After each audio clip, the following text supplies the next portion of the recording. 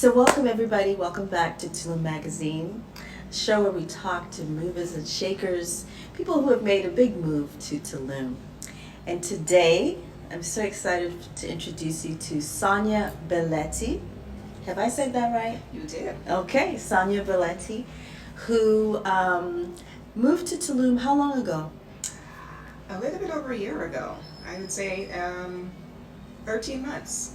13 months. And what you guys should know is Sonya moved with her whole family. You know, she wasn't one of those 20-somethings who's coming here to party or coming here to work remotely. But tell us about your family.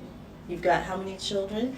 I have 2 kids, well, 2 human kids. They will actually be 12 a week from tomorrow. And twins, boy and girl, and we have 2 dogs, a Bernese mountain dog named Paxton and a Pomeranian named Leo. And since we've been here, we have adopted a cat named Yogurt. Yogurt. So take me back to that moment when you told the kids, we are moving. We're moving to Mexico. So, like what had happened before that sort of led you and your husband to that decision? So there were, we weren't even thinking about moving. So my husband and I always had a plan at once. We raised our kids. Yeah. They finished college. We would move, and we've traveled to the Bahamas because we always thought it would be in the Bahamas. Okay. So it was always definitely Caribbean for us. Right. And so we've seen many of the Bahamian islands. And so for my kid's 10th birthday, we didn't want to have a party because we were still kind of like on the tail end of, or probably in the middle of the pandemic. And so we're like, don't want to have all these folks home. Also had kind of realized during that, 2020 year that like a lot of our neighbors weren't as nice as we thought they were. And we didn't really want to engage. So we were like, let's go on a trip. Right. And so we picked Tulum. How did you pick Tulum? I don't even know, to be quite honest. Yeah. I think we were just looking at destinations. Yeah. So I should probably preface this to say that in 2018 or 2019, we had started this thing where like every summer we were going to take a big trip. The first one was just the kids and I, and then my husband was like, I don't want to be home alone. Yeah. For 2 weeks. And so this was going to be like the trip, and I like for us to go someplace that we have not been together as a family and to explore. And so I really don't even remember how it was Tulum, because I feel we were looking at Costa Rica. Yeah. And we were looking to go to some other island in the Bahamas, and so we picked Tulum, took the kids here for their 10th birthday. Right. And I want to say maybe about like our 3rd day into our 7-day trip, I was just kind of like, oh my goodness, I don't want to go back. I could do this forever. Yeah. And my husband was like, me too. And I was like, seriously? Then let's do it. And he was like, seriously? And I was like, seriously. So the funny thing about this is that we were not having one of those moments that you can imagine. We were not on the beach. Yeah. We weren't like sitting down, lounging, drinking margaritas or anything. We were in the car. Yeah. On Avenida Tulum. Yeah. And we were like, what? And my husband's like, I saw a real estate office. Let's go over there and let's see. And so literally we started the process. And what was it that you were seeing that said, I could live here, and I could live here with my kids? It was a lightness of being. Yeah. I think a turning point moment for us was one of the nights because we rented a car, and it was like 2 incidents that we had. One was the night we were coming back from Palma Central, where everybody goes on Tuesday night to learn salsa. And as we were coming to the end of town, they had one of the police stops set up. And so it was my husband, the kids are in the back of the car, and the police stops, like, it's folks in full military. So there's the police, they're the Marines, they have machine guns, they're like dressed for war. And I remember like they asked us to pull over, and I can feel my kids getting really tense, and my kids were just kind of like, okay, what do we do? We have big guns. And I said to my kids, I'm like, it's okay. this is not like how police operate in America. And my kids literally, like, the tension left their body and they just went back to playing. Yeah. And that for me was just such a powerful moment about just the power of just being. Yeah. Right? Like they understood what you meant. They understood what I meant. They Wow. understood what they meant. And it was just a routine. They checked our documents. Yeah. Less than a minute, we were on our way. Right. And the other incident was, again, like we've been parked in front of the hotel we were staying with for a couple of days, and then randomly there was like, we were going out and they were getting ready to tow our car. Oh. And the officer was there writing a ticket. And my husband is fluent in Spanish, and my husband is talking to him and it's there like that. Yeah. And I hop in the middle because I'm like asking all of these more questions, and I'm like, but again, it was this lightness of being. Yeah. I did not like. I stepped in just to be able to kind of figure out what was going on, and there was no fear. Yeah. That Right? says a lot. That says a lot. And home for you in the U.S. was where? Parkland, Florida. Mm.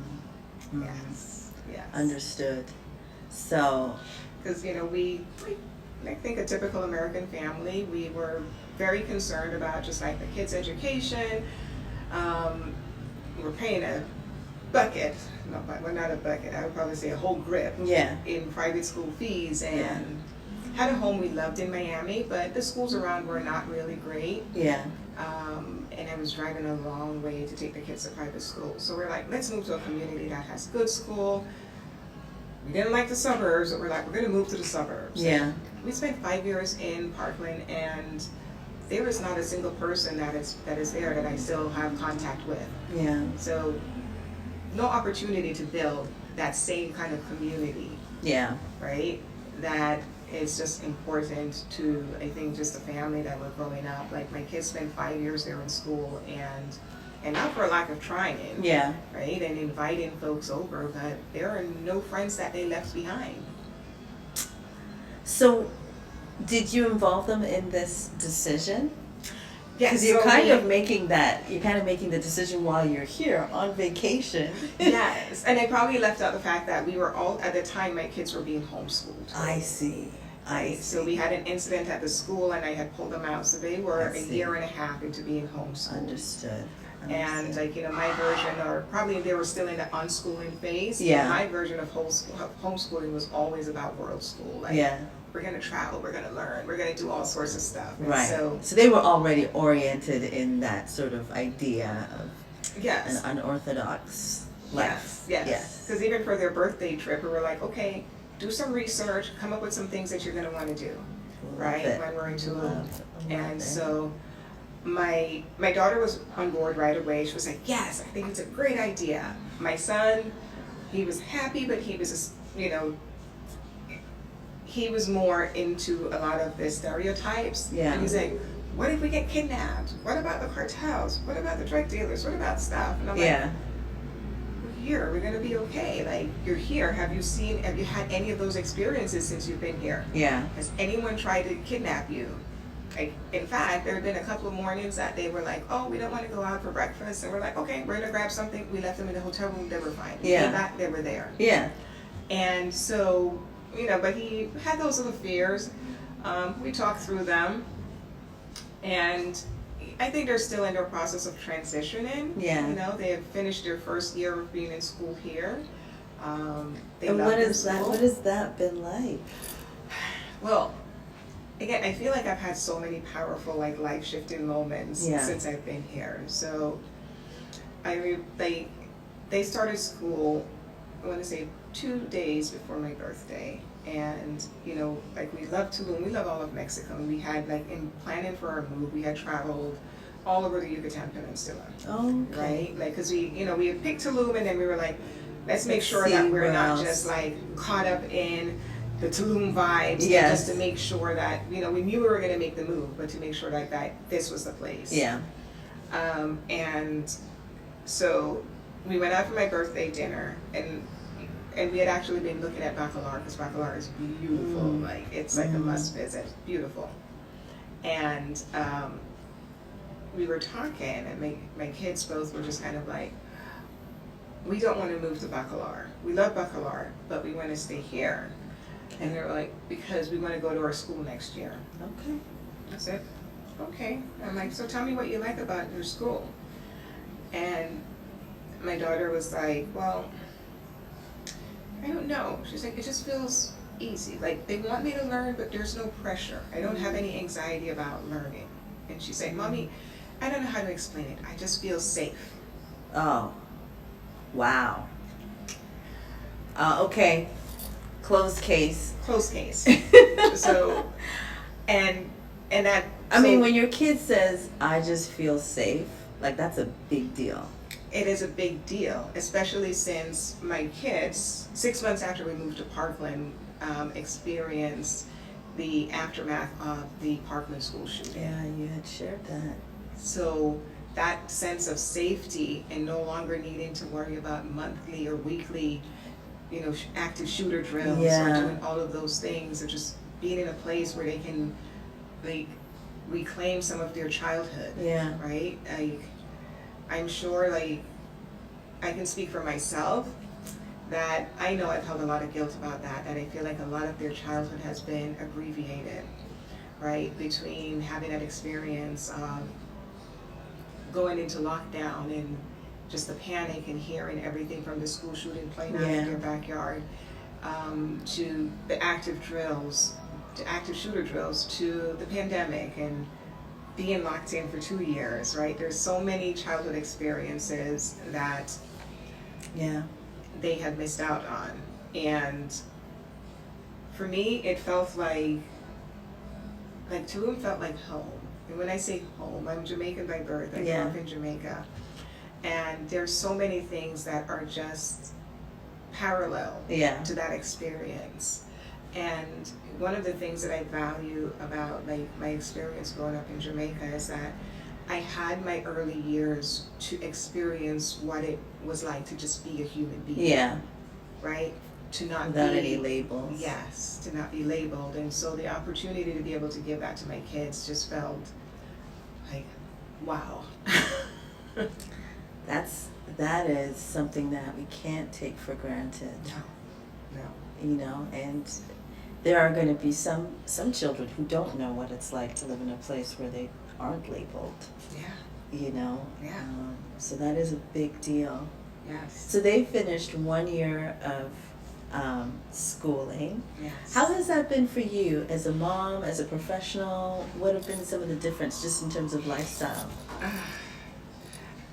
On the aspect of the kids, and that has been a journey for me because education is super important to me. The school doesn't tell me anything, right? And I actually forgot to pick up report cards yesterday, so I have no idea how my kids did in school this past school year. There were no grades. I think they probably got homework maybe 3 times. Really? What, right? You mean they're just being kids? Are you kidding me? What do you mean I don't get to know what they're working on so I can hammer it into their heads when they come home? So, that's been really interesting just to see their growth, right? Because I think it was an adjustment for them because they had to take on a lot of that personal responsibility of just making sure they have what they need and taking care of their things when they're at school. The school was like, it is their responsibility. Right. If something needs to be done, and them having projects and me trying to help, and they're like, I've got it. I only need you to print this for me, or I only need you to get me this particular thing. And they did it, right? They figured it out. Hey, amen. They figured it out. What about the other parents? Is it an international school that you're at? Is it you're schooling the kids with other locals? What has that been like? So it's not an international school. It's definitely a local private school, but they do have some international students. So the kids actually learn in English and Spanish. I love that. And I think the other part that has been, I don't want to say challenging, but different, is just like how you make connections, right? I'm so used to the request for play dates. Yeah. And that's not exactly how it works here. They've been invited to a couple of birthday parties and And one of them, like, they just told my son, and they're like, and my son came home and he's like, I need to go over early to play video games before the party, and there's a sleepover. And I'm like, say what now? I don't know this kid's parents. I couldn't even pick this kid out from any other kid in your class. But that's great that they've made friends. They did make friends, absolutely. No, it was, but it was just that different way of how, like this interaction of like just the kids being able to be mature, and the kids being able to like just engage and make these plans, and there was the follow through, and so that was very different, right? Yeah. There's no class list, right? Yeah. I don't get the classes with all the mummies and the daddies in the class, or any interaction or any of that stuff. So, yeah. So, what about you as an individual? Because Sonia, you and your husband obviously, need to continue to make a living. You have a professional career as a psychologist. Yeah, well, clinical social worker. Clinical social worker. Okay. Yes. Maybe there's going to be some people watching this who are wondering, what's the best way to continue. Let's say they are in a consulting service, or if they're in the mental health sector, how do they continue to run their practice while they're living abroad? So most important thing is to find out your state laws. Yeah. Right? Most of the states, though, your clients need to be in the state. You don't have to be in the state, which is why you can have multi-state license, right? So like I could be licensed in multiple states and still see the clients via telehealth. And so my clients are all Florida based, and I do also now, and I branched out to kind of like, I've had it as a thought, but the move has made me also shift into also doing coaching.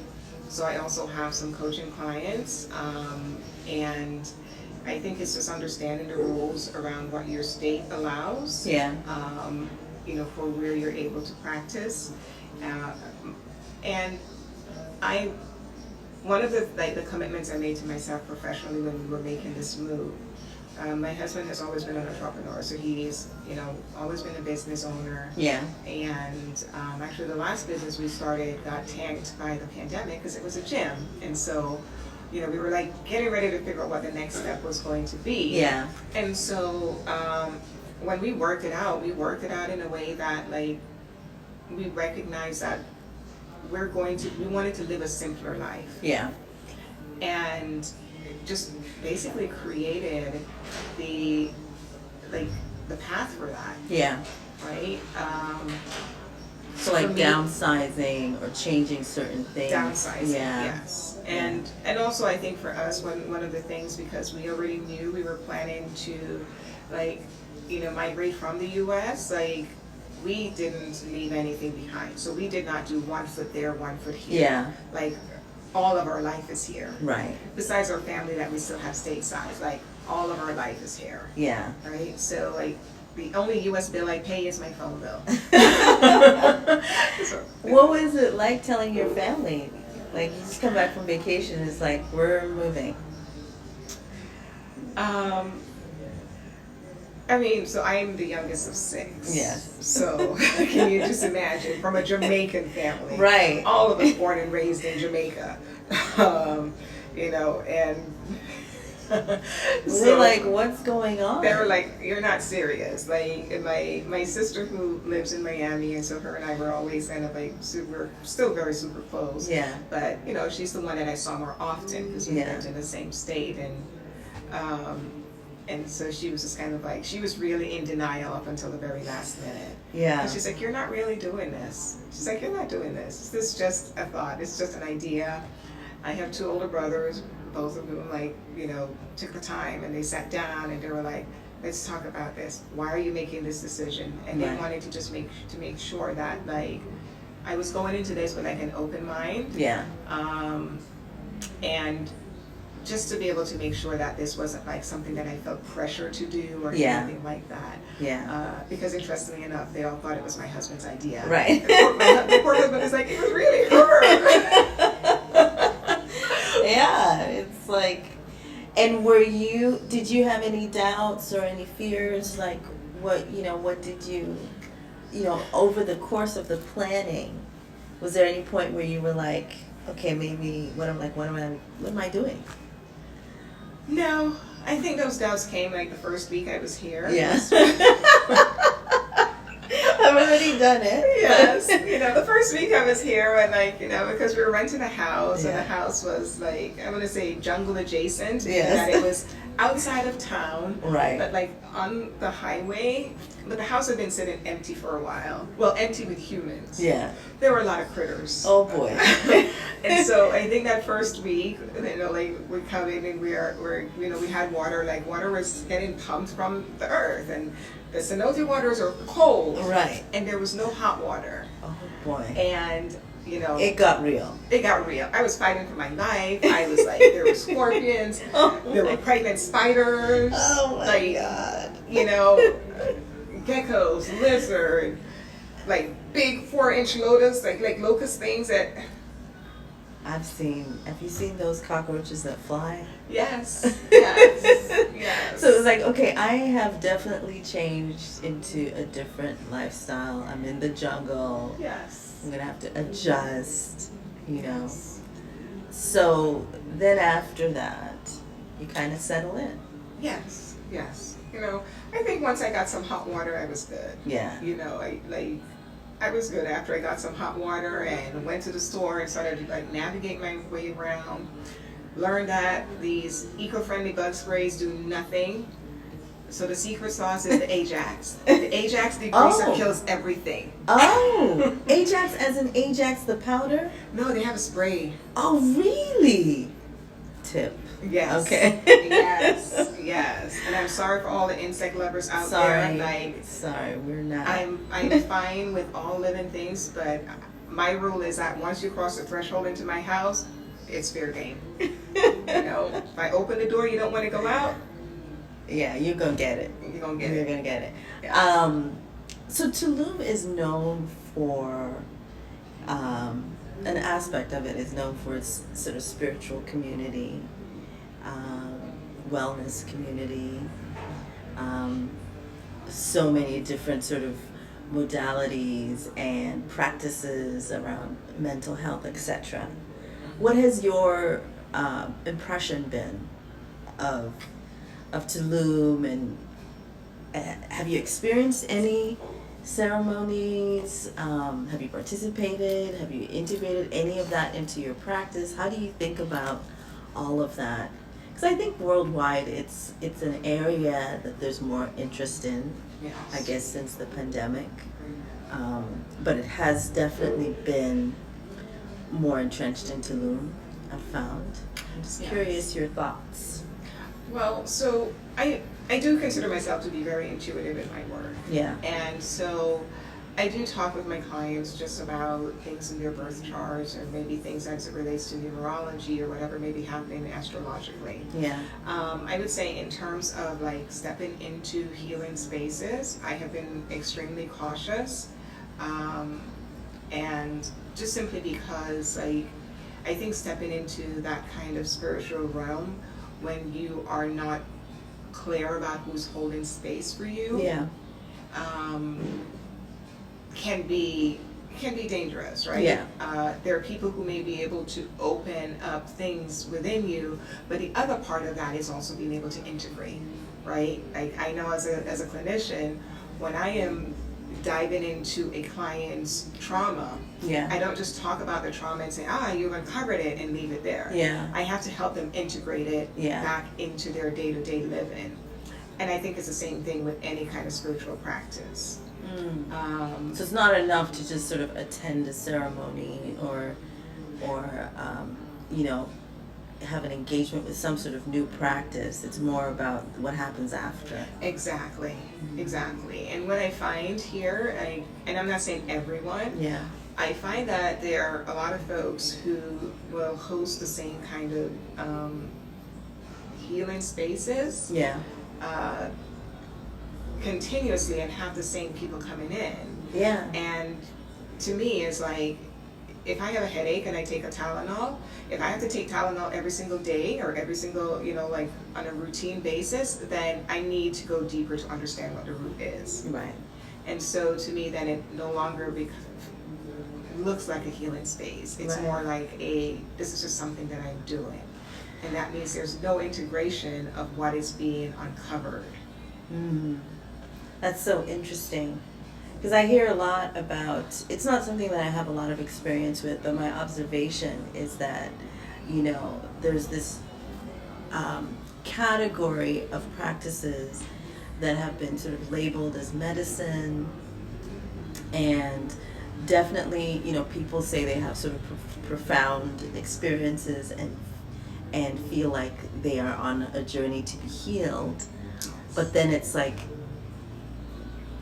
is there a beginning and an end to the process, or are we continuously healing, or you know what I mean? So how do you? So for example, mushrooms have become a big deal here. Ayahuasca is a big deal here. Kambo, and it's hard to how do you detect like who are sort of genuine practitioners versus not? Like how do you what do you look for? For me personally, and this may be coming from a place of bias, and I know that, I look for people who have indigenous roots. Mm. And that is not to say that the medicine doesn't come to people who are not like indigenous of the land or things like that, but Yeah.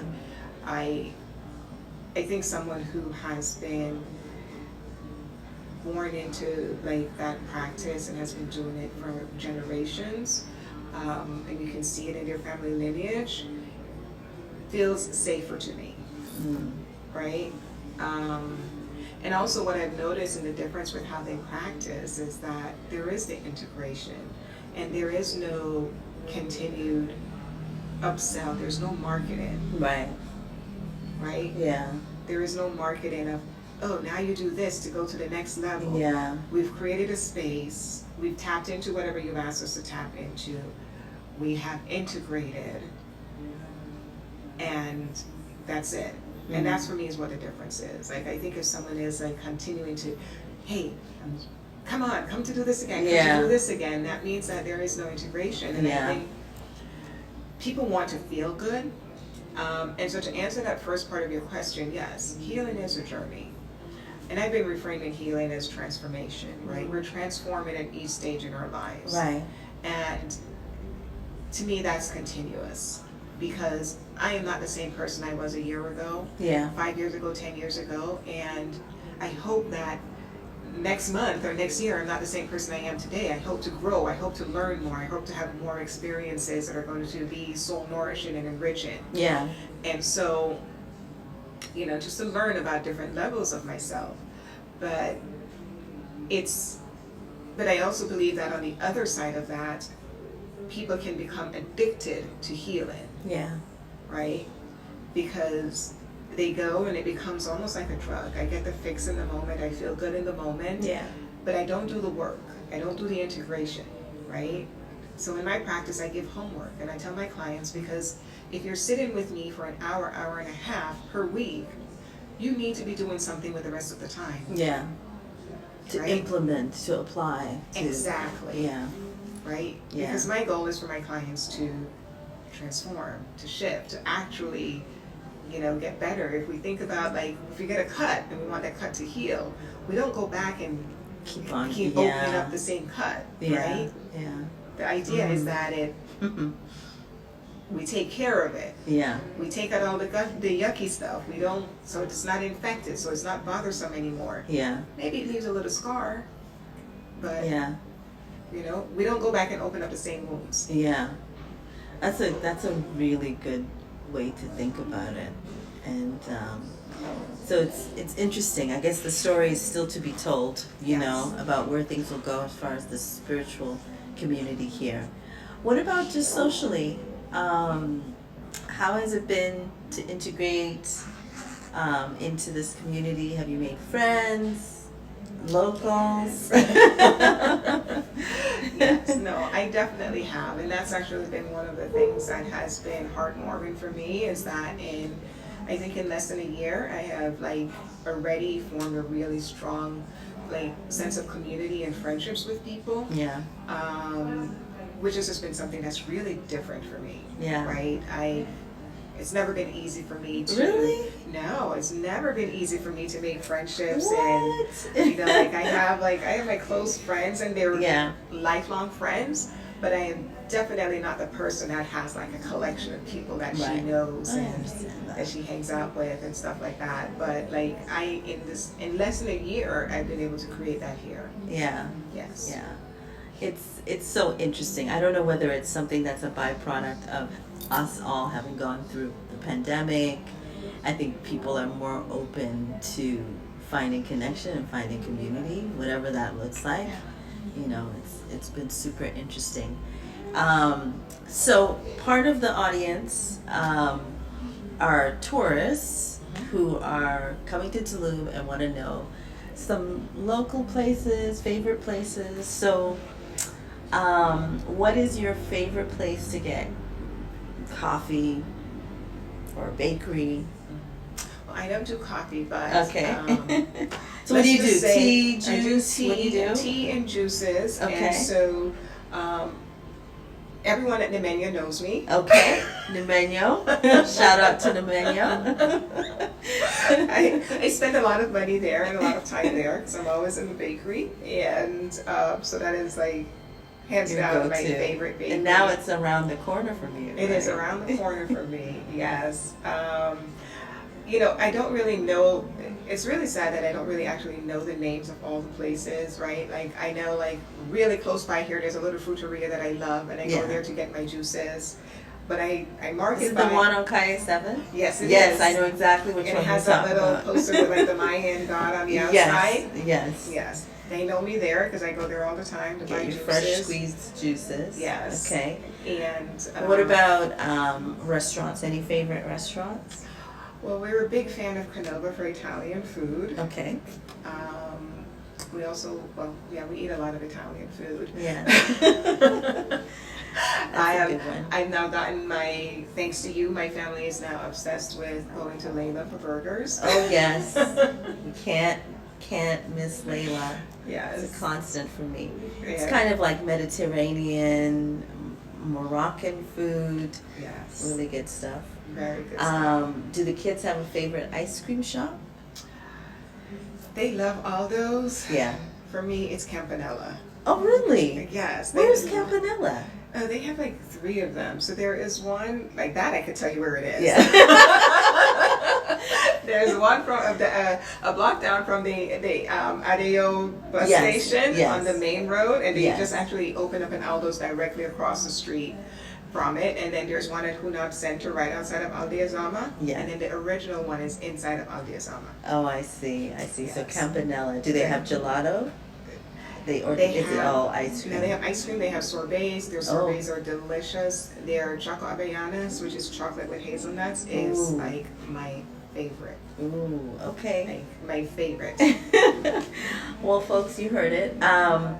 Let's talk about beaches, cenotes. What's your favorite water activity or water place?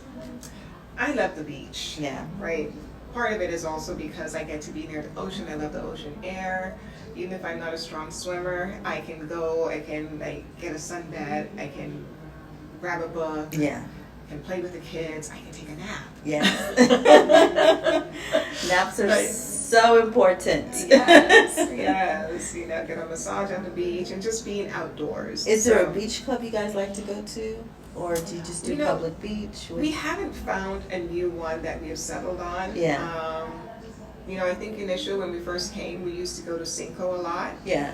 And it kind of shifted when high season came, and then on the It gets so crazy, so yes, busy. Yeah. and then on the now like on the what they consider the public beach side, right? With just the entrance, we've been like it's so complicated. So we've just been I was just going. there the other day. I'm like, Yes. So apparently they're building a jaguar park. There's a whole national park plan, and they've already started building. Like when my sister was visiting like a week and a half ago, so everybody who comes to visit, I take them to my I call him my Mexican brother, Yeah. who is a tour guide. So Okay. everybody gets to meet Arturo, and because he's super knowledgeable, I've learned so much about the Mayans and just like doing tours with him. And so we went to the archaeological site in Tulum, and they've already changed the entrance. They've already shifted how you go in and just how you access it, because they're building. Yeah, there's a lot Guess of they're development gonna in that turn side. it. The one thing that is good, apparently, that's going to be very walkable. Yes. So that's apparently Yes. what they're. And I'm they're hoping that focusing. walkable and accessible to people, Yeah. right? And to locals. Yes. And I don't mean local like myself. Yeah. I mean to the people who are indigenous of this Yes. land. Like, Yeah. and I get it. Like, I have a bone with this because I saw it happen in my home country, where the best of the land, all the beachfront land, became owned, and you could no Far longer. owned, you can't. Yeah, Yeah. you can't access the beach. Yeah. And like, it's nature, it belongs to everyone. And so Yeah. while we plan our days so that when we're going to the beach we can have breakfast or we can have lunch, the idea that, to go to the beach, I need to go to a beach club and I have to spend a certain amount Yeah. just to be one with nature is It's ridiculous to crazy. me. Yeah, it is So. crazy. It sounds like they're trying to at least have the public side of the beach Yes. accessible. national park. We'll see. But that brings up a point. Like, how do you feel about? Have you had any tension or feedback from locals about being here? Or I haven't, but I feel I've been also very mindful and intentional, right? Like I try very hard not to refer to myself as an expat. Yeah. I call myself an immigrant. I'm an immigrant to their country. yeah, I make sure that I'm learning. I'm not here trying to recreate what my experience was in the United States. that's such a good point. I am here in this country and I am honoring this land. I'm honoring the people that are here. Yeah. So even if it's taken me some time, I practice my Spanish. I'm making sure I'm not, and I make an effort. And when Yeah. I make an effort, people give that back to me. Yeah, Right? And so I've experienced people just being super generous. Like, if I'm talking in Spanish and if I say something wrong, I'm gently corrected. They're willing to teach me new things. We moved to town, we live amongst the locals. yeah, Right? Like, you step outside my house and there's like a little bodega on the corner and they get these big 40 ounces of beer, and then every Sunday morning I get serenaded by the drums. Oh boy, you are in We it. are in. Like, so we're literally, but that was also really important to us. Yeah. Right? Like, that was one of the commitments that we made, was that we were not going to come here and live in an expat community behind walls. Yeah, It was not going to give us the experience that we wanted. Like, we actually didn't enjoy living in like gated communities Yeah. when we were Yeah. in Florida, and so Florida has a why lot of them. recreate that here? Exactly. Well, I love your house. It feels very, very much a part of this community. What was the process like of finding real estate? And you guys have also purchased, right? Yes. So of course we had big dreams coming here. We're Yeah. like, ooh, we're gonna buy land, we're Yeah. we're gonna build our house, and everyone, of course, was like, the learned part is that everyone tells you yes, even if that yes is really a no. And so when we were looking at this process, and folks would be like, yes, you can build your house in 10 months. Yeah. It took over a year just to get the land. Right. Right? It was supposed to be super quick. Yeah. It was not. And then we started to, like, once we've made connections with folks, we were like understanding that building is really not that quick and easy. Yeah. Getting things up in a few months, just because there are other infrastructure things that get delayed. Yeah. And so we do have some land, out in the jungle. And then we actually ended up getting another place in town, because when we realized that we were not going to be having the dream home in the time frame that we wanted, it was really important for us to like really get the kids rooted. Yeah. And we wanted them to be able to have a space. And so we like miraculously found a place that was already built in town and did some renovations, and now we have a home. We And got a home in town, not Yes. necessarily in the jungle. yes. And so what are you guys thinking about the place in the jungle? You kind of take your time with We're that. taking our time. We're taking our time. But also because we have no choice. Like I'm gonna say we signed for it, technically owned and paid for it back in March. We just got the paperwork last week. Yeah. Oh my God, it's really on Tulum time. But you know, I have to say it's been good. Yeah.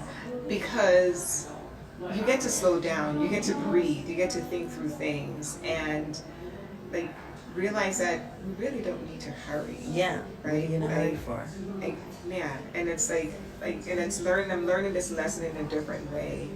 When I moved from New York to California, I was like very New York, walking out, the streets of San Francisco.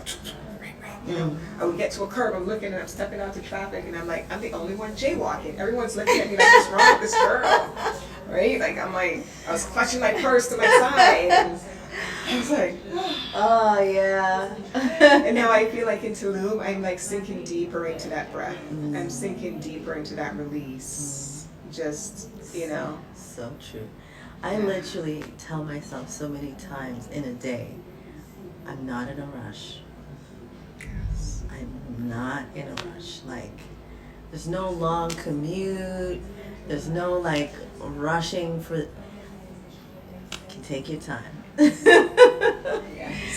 If you had to give advice to a family that's thinking about making this move, what are some of the things that you're like, oh, I wish I, had thought of that or would do differently? I would say like the way that we went about it was that we wanted to be close to the water. Yeah. We wanted to have like the beach being close by. Yeah. And the school was important for us, right, because of the kids. So we wanted to make sure that there were choices for schools. Yeah. And it was close, right? That we weren't going to be living in one area and then we were going to have to drive like 15, 20 minutes to school. Right? Yeah. If we had gone back allure, that would have been the case. That would have been the case for sure. And I would just say and again, I'm completely biased in this, but like if you're going to commit to like migrating outside of the U.S., commit to it. Yeah. Because if you have one foot there and one foot here, when things get tough, it's going to be easy to hop back into what is familiar. Yeah. Right? Yeah. And just recognize that it's not always going to be easy. Like, it's been over a year. My kids, still complain. Yeah. Little Like, things here and there. Yeah, there's still little things that they're just kind of like, oh,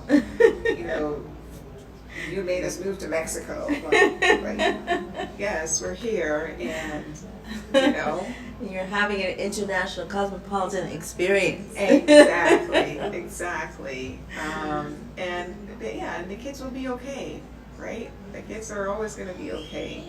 But do your research, right? Think about what's really going to be important to you. Yeah.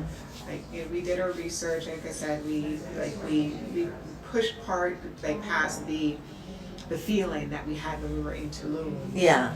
Just to make sure that this was real. This was real. So we checked out Playa del Carmen. We went to Merida. We went to Oh, I didn't know you had gone to Merida. Really? Yes, we did Sisal. We went to Bacalar. When I say we traveled, yeah. We went to El Cuyo. We traveled around.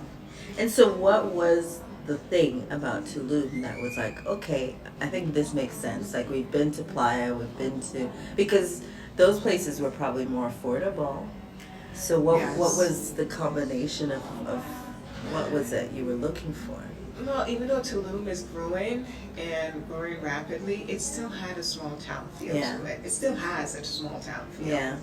There's still that small town feel, and just the things that we need, we can get to it in like an hour for like, you know, if it's not here. Yeah. But now I feel like there's so many things that when we first moved that we couldn't find that it's here. We have it available. Yeah. Sort of adapting in real time. Yeah. Because I've always liked being big city adjacent. Yeah. I never liked being in the middle of the city, but close enough that I can enjoy all the things of the city. Yeah. And then get back to a quieter pace. Exactly. Yeah, I can totally see that. Exactly. So let's talk about your coaching. Yes. What are you thinking? How can people work with you? What areas do you want to focus on? What areas do you focus on? So I have dubbed myself as a soul alignment coach. Mm-hmm. And basically what that means is just like, my goal is to help people to be connected to themselves. Mm-hmm. I think just the way we have all experienced humanity, it has been in a way of starts in childhood where, you know, I think traditionally parenting has always been like kids are accessories and we need to make them shiny and pretty and we need to shape and mold them. And so like we start to lose that connection with ourselves very early. And what I have found like so I've been a clinician now for over 20 years, and what I have found with a lot of my clients is that when they actually start to connect with themselves, to start listening to their own voice versus the voices of their parents, the caregivers, and others outside of them, that they're able to truly step into who they were meant to be. Yeah. Right? Just to live it freely, where we can be loving to ourselves, right? Because nobody wakes up and thinking, oh man, I don't grow up, I want to be so hard on myself, Yeah. so critical. Yeah. That's all the download that we have gotten throughout life, right? Yeah. The messages, the way and not even directly, but even just how we interpret our world. Because Yeah. traditionally nobody talks to children. So my goal is just to be able to help folks be aligned with who they truly are, to be aligned with their spirit, to learn to find their voice, to be kind and loving to themselves, and just to live in curiosity without judgment. I love that. So how can people get in touch with you? How can people work with you? So I am on Instagram. My tag is Sonya Belletti Coaching. I have a website which is sonyabelletti.com, and Yeah, they can get in touch with you.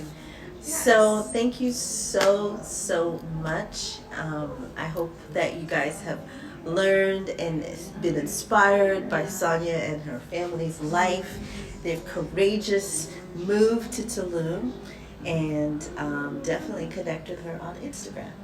Yes, I'll be there. Thank you. Thank you, Yoli. Oh, that